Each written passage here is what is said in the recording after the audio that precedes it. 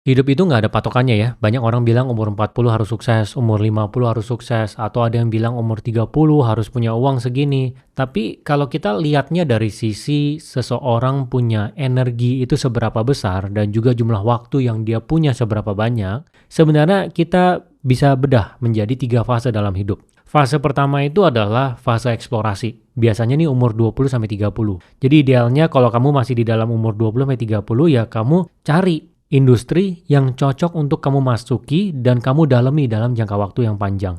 Jadi kalau misalnya kamu kerja ya berarti kamu mungkin akan pindah pekerjaan 2-3 kali gitu untuk sampai nemu. Kamu punya industri yang pengen kamu dalamin yang mana. Semakin cepat kamu ketemu, semakin bagus.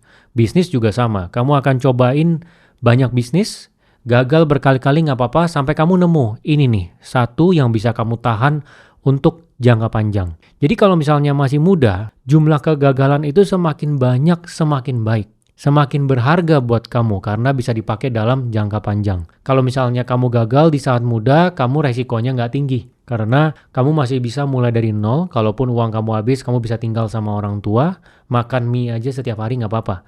Tapi kalau misalnya sudah agak tua, maka kamu akan ada tanggungan. Ya, nggak bisa. Kalau misalnya orang sudah bergantung hidupnya ke kamu nggak bisa sembarangan lagi.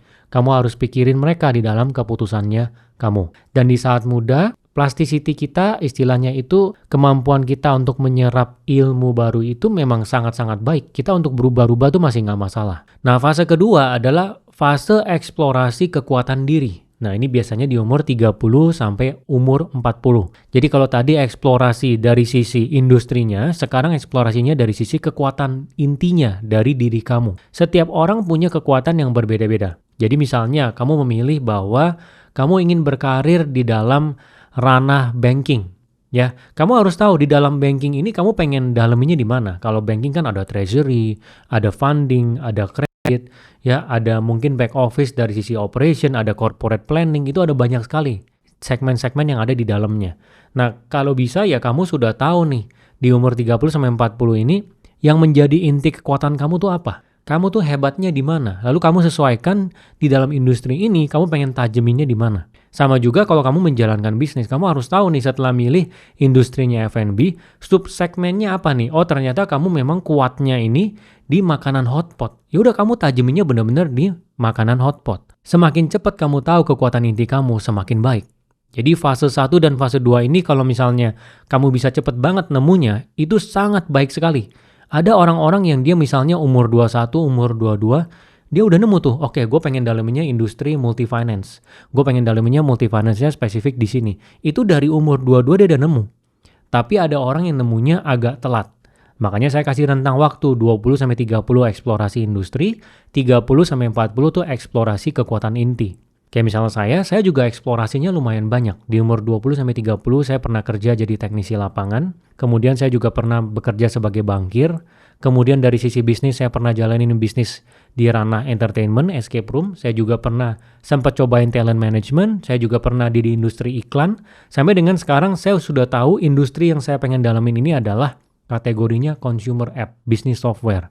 Segala sesuatu terkait dengan aplikasi. Makanya saya jalanin Growin sama Winkatsu. Dan saya juga sudah eksplorasi kekuatan inti saya, yaitu dari sisi pengembangan produknya. Produknya harus seperti apa, untuk memecahkan masalah apa, yang bisa dibedakan terhadap orang lain itu apa. Jadi saya akan tajemin ini sampai 20 tahun, 30 tahun ke depan. Nah, kamu idealnya juga seperti itu. Semakin mudah kamu ketemu, semakin bagus. Karena efeknya akan domino. Kalau misalnya kamu mulai dari umur 21, umur 22, sudah ketemu, kamu punya kekuatan inti dan industrinya. Ketika kamu menginjak umur 40, itu sudah 18 tahun.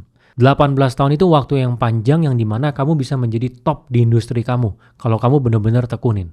Kemudian kita lanjut ke fase yang ketiga. Menurut saya ini adalah fase yang terakhir yang dimana kita itu sudah harus all in.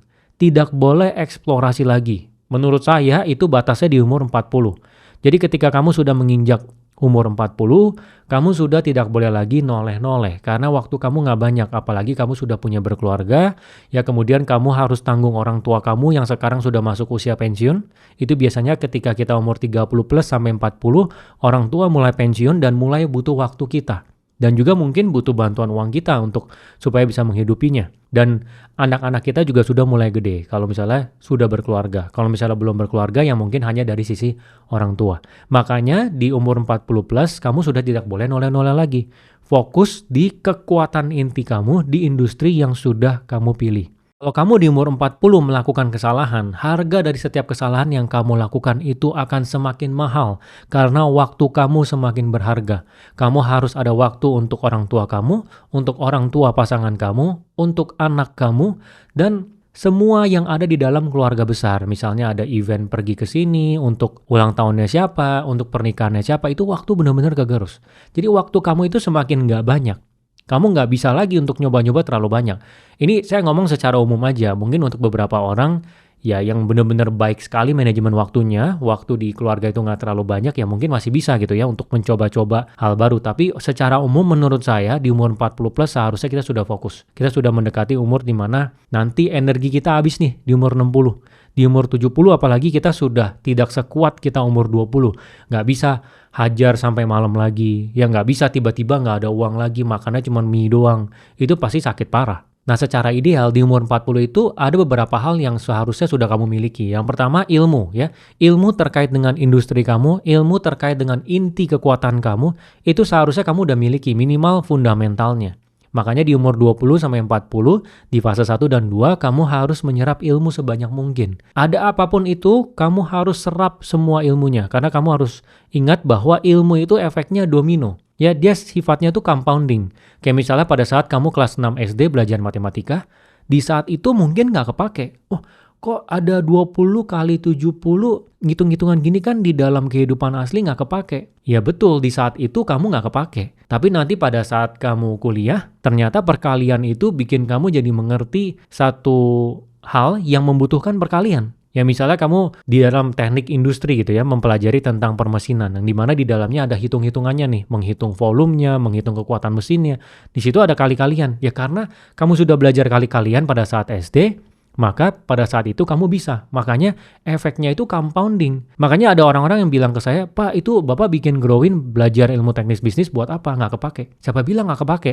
Sekarang kamu belajar tentang ilmu pajak, ilmu badan usaha, tentang ilmu branding, tentang bagaimana caranya SEO.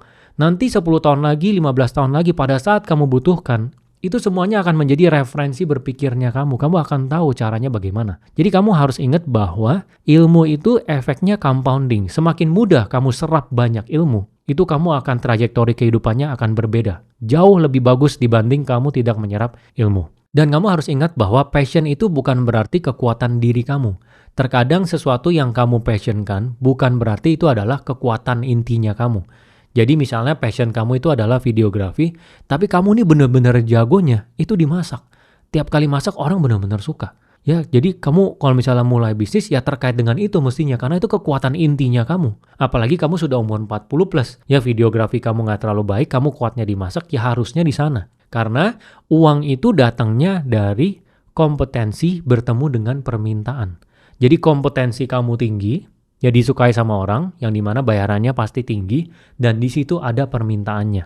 Nah ini penting juga ya, karena kalau misalnya kamu kompetensinya tinggi, kamu jago ngelukis, ternyata orang-orang sekarang udah pakai AI, nggak ada permintaan untuk minta gambar lagi ya juga percuma. Tapi intinya, kamu harus bermain di area kompetensi kamu. Ya kamu mungkin ingat kata-kata Einstein ya, kalau misalnya monyet disuruh manjat pohon dia jago, tapi kalau misalnya gajah disuruh manjat pohon dia nggak bisa.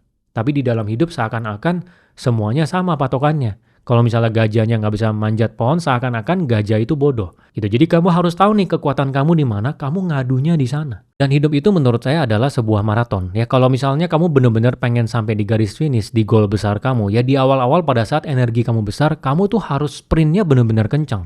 Dari sisi mencoba hal baru, mencoba industri baru untuk tahu kamu punya industri cocoknya di mana, kemudian menyerap semua ilmu yang dibutuhkan supaya kamu menjadi yang top di dalam industri tersebut gitu. Jadi di awal-awal tuh sprintnya harus kencang. Kalau kamu di awal-awal main-main ya, keluar-keluar jalan-jalan sama teman-teman, udah nggak apa-apa lah, hidup cuma sekali, go with the flow. Nanti aja capeknya, sekarang santai-santai dulu. Nanti di umur 30, umur 40, pada saat waktu kamu sudah nggak banyak, kamu akan sadar bahwa itu sayang kamu buang waktunya pada saat muda.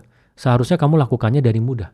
Dan kalau kamu yang muda nonton ini nggak percaya, silakan ngomong sama orang umur 40, umur 50. Ajak ngomong ya, agak deep talk gitu, ngomongin tentang kehidupan. Coba tanyakan pada saat mereka muda, kalau misalnya bisa putar balik waktu, mereka akan lakukannya berbeda nggak? Untuk orang-orang yang mereka punya ambisi tinggi, mereka akan punya satu refleksi di mana pada saat muda seharusnya lebih kencang lagi.